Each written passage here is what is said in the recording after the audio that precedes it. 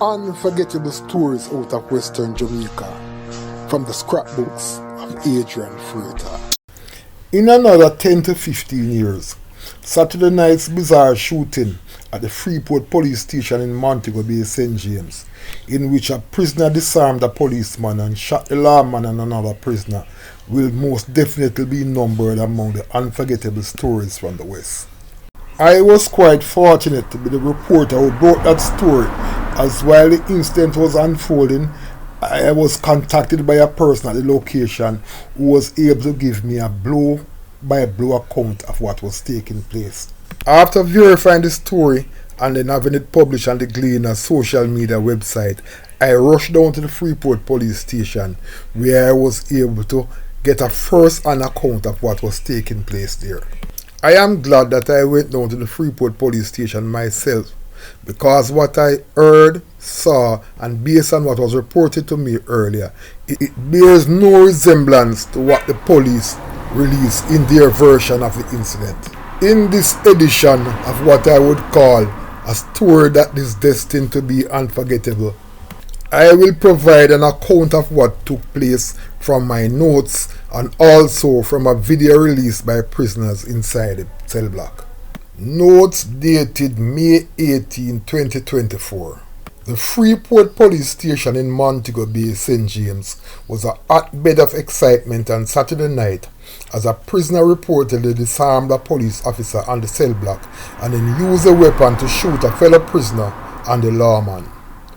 Following a protracted standoff which lasted almost 4 hours, the prisoner reportedly surrendered the weapon which he had initially used to keep the police officers at bay after the shooting. A trusted source who was at the location at the time of the incident was able to provide me with a blow-by-blow account of what was taking place as the incident unfolded. Ella Papa Freeport Police Station. A prisoner disarmed a policeman and a bus shot upon the cell block, the caller said. The police them run out of the building. A pandemonium. It looked like the prisoner is on the loose on the station compound with the gun. When I rushed down to the police station at about 8:15 p.m., 45 minutes after that initial call, officers at the location were seemingly in a state of panic. Some officers, in the presence of the media, questioned why a police officer would go on the cell block with a firearm, knowing that it was against their operational policy to do so. During the standoff, members of the military, officers from the Independent Commission of Investigations, INDICOM, a pastor, and 2 units from the St. James Fire Brigade came to the location amid a flurry of activities. Despite repeated requests to speak to a senior officer to get an account of what was happening, nobody came to speak to members of the media. However, on Sunday morning, the police released a statement which had no resemblance to what I saw, heard, and was told while the incident was taking place. The release stated the following. A team of police officers were on the 6 p.m. to 8 a.m. shift at the Montego Bay Police Station Lock-Up when a dispute developed among 5 prisoners on the cell block, which resulted in a physical altercation. During this altercation, prisoner Christopher Campbell sustained stab wounds to his upper body. The report continued as follows. The police officers responded to the incident and attempted to intervene. A police officer who was coming off duty and armed with a firearm placed the said firearm on their desk in the annex area and joined the police team to quell the situation. The police report further stated that Campbell was taken to the said area by the police where the firearm was placed. Campbell took the firearm, pointed at one of the police officers and demanded that he open the gate to the cell block. In fear of his life, the police officer opened the gate, allowing Campbell to the cell block.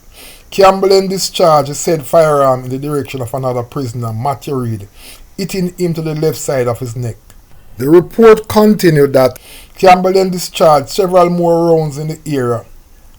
During this time, a police constable was grazed by a bullet to his left hand. A female police officer who was in the vicinity and armed with a firearm went to assist other police officers in distress. However, she was in shock and unable to respond.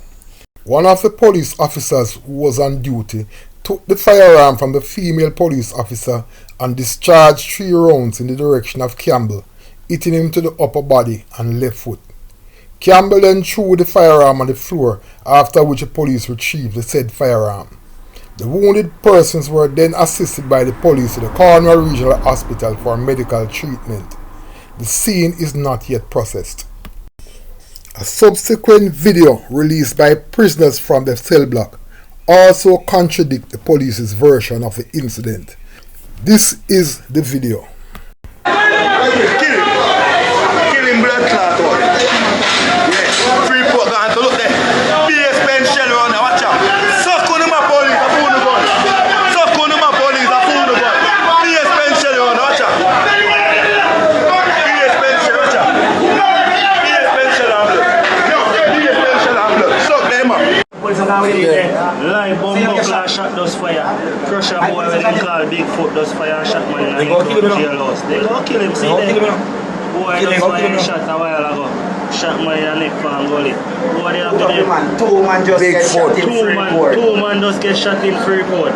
Yeah, Bigfoot. Right now. Yeah. Take the gun for the police. The police, give us a take away. 25, right? The police give him the gun and he take it and shoot the man in the neck. Yeah. See there, fresh shot. And a jailhouse, see there. Jailhouse people are jail with it. See there, cell with it, see there. Now cell, listen. I know, man. As a child growing up, I was told that each story has 3 sides. But in this instance, I know his story as the right side. Unforgettable stories out of Western Jamaica from the scrapbooks of Adrian Freetor. Before you go, please remember to subscribe.